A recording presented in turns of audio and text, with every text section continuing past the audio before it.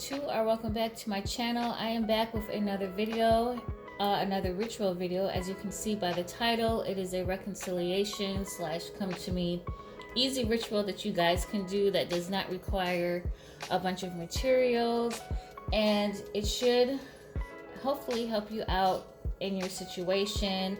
I do want to first say, basically, before you do any kind of reconciliation ritual or a come to me ritual, that you want to make sure that whoever you're trying to bring back into your life, that you guys did not end things on bad terms.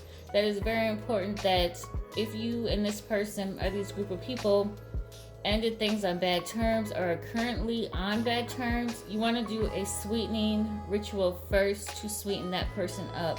That is very important, because if you don't do any kind of sweetening, if you don't do any kind of sweetening on the situation, on the person, you will basically have this person or these people back in your lives with the, not to say the hatred, but the negativity will be heightened, if that makes sense. So it's like, if I know that I ended like, let's say I was in a relationship and me and my ex, we ended on bad terms, but now all of a sudden I want my ex back.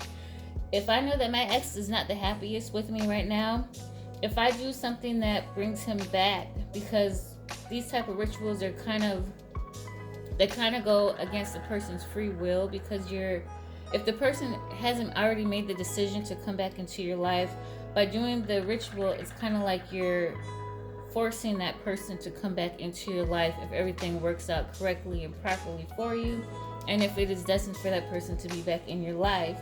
But you don't want to have that person back in your life and there's a bunch of resentment, and it just makes things worse than what it was before, and then you're also feeling more hurt and more frustrated than you were before. So you want to make sure that everyone is on common grounds. You want to make sure that everyone is happy with each other, like there's no hate. All beef has been squashed before you try and do this ritual, because you can peacefully break up with a person and you guys are perfectly fine. Like, it was a mutual agreement, like, okay, I'm gonna go this way, I'm gonna go that way. But of course, we're human, and we miss people. We have feelings. We want people back in our lives. It's a part of human nature, right? So what I'm gonna do is I'm gonna go ahead and show you guys how to do this quick and easy ritual. And basically what you will need is a candle of your choice. You can either use like a tall, what are these called? They're not tea lights. I forgot, but as you guys can see, you can either use a tall size candle, you can use a tea light for more smaller workings, you can use this type of candle. I don't know why I'm drawing blanks, but it's a smaller candle and it burns pretty easily as well. Or you can use, a basic candle this size as well. Then there's also, if you want to do a longer, more extended over days workings, you can also purchase a 7-day glass candle. This is just an example to show you guys, in case you're not familiar with what a 7-day glass candle is. But basically the candle will burn down for 7 days. Like, you will do that ritual for 7 days, and it's an extended amount of time compared to these smaller candles, where you can basically finish your ritual and have it burn completely down in 1 day. Now, as far as like if you're into candle colors and stuff, if you're doing something that involves like friendship, you want to try and work with the color pink as per choice in your candle. If you're trying to do something that deals with like love, desire, attraction, different things like that, then you probably want to work with a red colored candle. But if you don't have any or either of those candle colors and you just have white candles, a white candle is perfectly fine. A white candle is universal, and it can go for if you're trying to get rid of stuff, if you're trying to bring in stuff. Just always remember that your white candle is your universal color, in case you do not have the certain color that you're looking for. So with this, I'm going to go ahead and just use this candle as a as an example, as for the white candle. Basically, I forgot to grab my plate, but so I'm just going to use this lid to this to one of my candles. And then I also have some well, basically, it's not like parchment paper, but it can, what's the word? It can substitute for parchment paper. But this is just like a basically, you know, the old school lunch paper bags that we used to have. You want to make sure that you have one of these. But if you don't, a piece of notebook paper is perfectly fine as well. But what I'm going to go ahead and do is I'm going to rip this paper. I'm going to rip it down small enough to where I can fit my petition on it. This is one way of style that you can do it, where you can write a petition as far as what it is that you want to happen in your situation and how you want to bring that person, place, or people back into your life. Now, since I am doing something that's coming to me, since I want to bring it to me, I'm going to go ahead and rip the paper coming to me, coming towards me, if that makes sense. If I was doing something that I want to take away from me, I'm going to rip the paper away from me. So another important thing is you want to make sure that you don't have like any sharp edges on your paper. You see this has like manufactured edges. You want to make sure that you take that off as well. So I'm going to go ahead and rip the paper.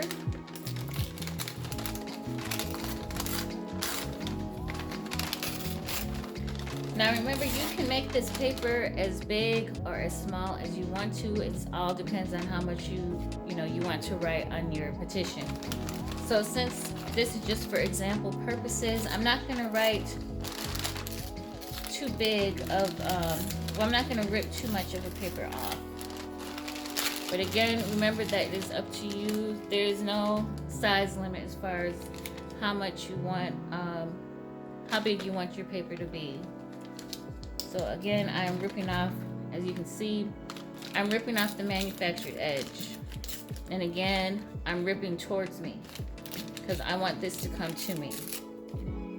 Now the other edges I don't have to worry about because they are pretty much just ripped since I just ripped them. But basically what I'm gonna do in my petition, and I'm just using a magic marker so you guys can see, really a color that I like to preferably use is black.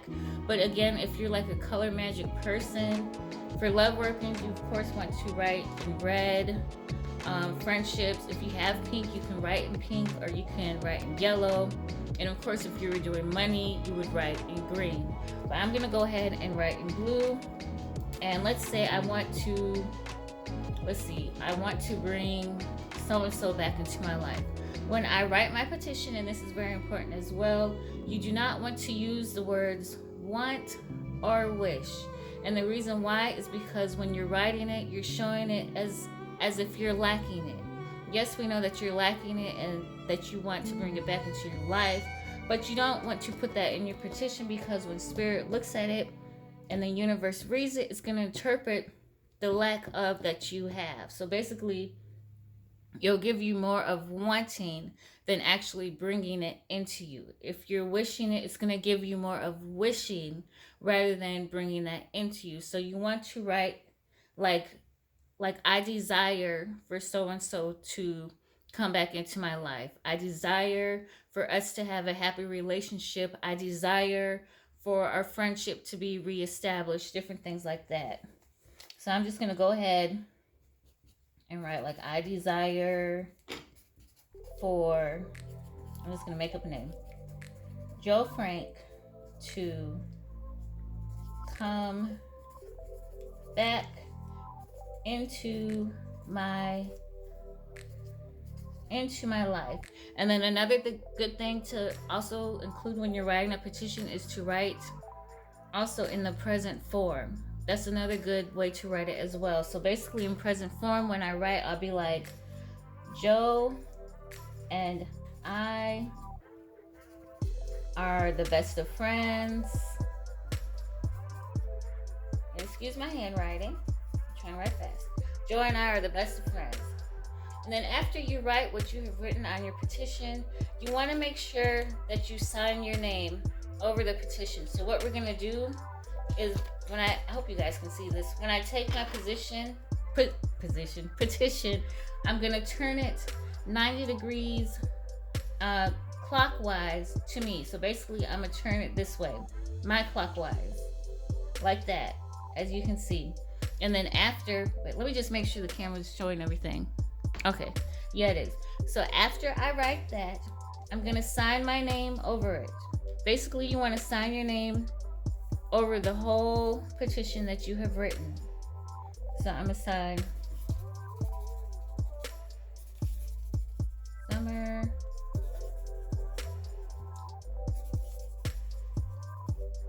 Just like so. As you see, my name covers the entire petition. If you really want to get fancy with it, you can completely, cover your name in the petition. So basically, you really can't see the position. Not the position. I don't know why I keep saying position. Sorry, y'all, but you really can't see the petition. Like, your name covers the entire petition.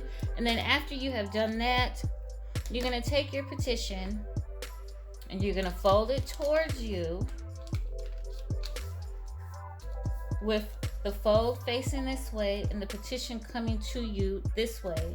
You're going to turn it clockwise again one time, and you're going to take it and you're going to fold it towards you again, just like so, as you can see.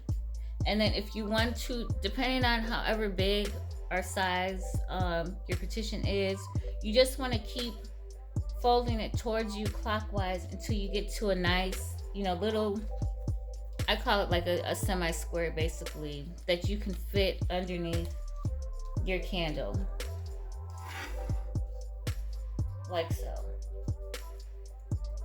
And so with this one, you place your candle, I hope it balances. You place your candle on top of your petition, and when you go to light your candle, you're going to go ahead and you're going to restate what it is that you put on your petition. You can state it over and over as many times as you like, but you want to make sure that you state exactly what it is that you put on your petition after you have lit your candle. Okay? So that is the first way. The next way is, let's say I am just solely putting everything onto the candle, and I did not bring anything to engrave, but I'm going to show you guys as if I were engraving the candle. Basically, what I'm doing is, let's say I decided not to do a petition. Everything that I put on the petition, I will engrave on the candle. So basically, let's say I was writing, so-and-so and I are friends. I desire for so-and-so to come back to me, such. So basically, I have engraved everything that I want onto the candle. You can do it that way as well. And if you are the type of person that likes to use oils, that would be your time to then add oil to your candle. And when you put oil on your candle, you don't need a whole bunch. All you need is enough to basically cover the entire candle. And when you are covering your candle, you don't want to be going like this, okay? Because basically what you're doing is pushing stuff away from you. Remember, everything is always coming to you. Everything, when it's folding, when you're writing, when you're oiling your candle, you want to make sure that you bring it towards you. You bring it up and towards you, kind of like you stroking the thing. I guess we can look at it that way, y'all. I can't help it. My mind went straight to the gutter. I am so sorry. But basically, you want to, you bring it up to you. You're oiling the candle, and you're bringing the candle up to you. And then after you oil your candle, if you want to put a little extra oomph into what you're doing, you can get some coffee grinds, just some simple coffee grinds, or even some cinnamon, some ground cinnamon, and you can dress your candle in that, or you can dress it in both. Basically, with the coffee and the cinnamon, it basically gives a boost to your workings as well as speeding it up. And how you dress your candle, I would make a pile of each, and I would just dress it on my candle, like so, like that. And then after I dress my candle, if I choose not to dress my candle and just use the oil, simple as that, you just place it on your plate or wherever you burn your candles at, you light it, and you state your intention again. Then you want to make sure you say it exactly how you wrote it on your candle. And after you have lit your candle and you stated your intention, you want to make sure that you let that candle burn all the way down. So if you are in a rush to the point where you're not able to be with your candle to have it burn all the way down, what you can do is just snuff the candle out like that with your fingers, or if you have something else that you can use to snuff the candle out. Do not blow the candle out, because if you blow the candle out, in a sense, you have blown away all of that hard work and all of that intention, all of that energy that you just put into your workings. You basically just blew it away, just like how you blow out a candle. So you always want to make sure, if you are doing any kind of workings and you're unable to have the candle burn fully down, you want to make sure you snuff it. Snuff that candle, you guys, okay? That's very important. Same thing with a 7-day candle. If you are unable to, I hope nobody's sitting around for a full 7 days and stuff. We all have stuff that we have to do. You want to make sure you snuff that candle. So basically, after the candle has burned all the way down, you may have some wax showing, you may not have some wax showing. But if you do have any wax showing, what you can do is put it like in a little satchel that you may have, or if you have some type of material that you can wrap the candle wax in. And basically what you can do is put it underneath your pillow while you sleep, because you are you're bringing stuff towards you. So you can put it on your pillow while you sleep, or you can put it in a secret dark place where no one else is going to mess with your workings. Like in case if you live with people who get curious, make sure it's nowhere where they can touch it. Because of course, if they touch it, if they look at it, if they pick it up and like, oh, what is this? What are you doing? They've basically put their energy on your workings, and that's something that we don't want. So I hope this video helped you guys out. I hope it is still recording. Yes, it is, and I'm glad it is. So hopefully everything you guys can see on here. Of course, if you have any questions or comments, do feel free to leave them in the comments section. And I thank you guys for returning back to this channel. And yes, always remember to be you, be free, and be magical. And you guys enjoy the rest of your day. Bye.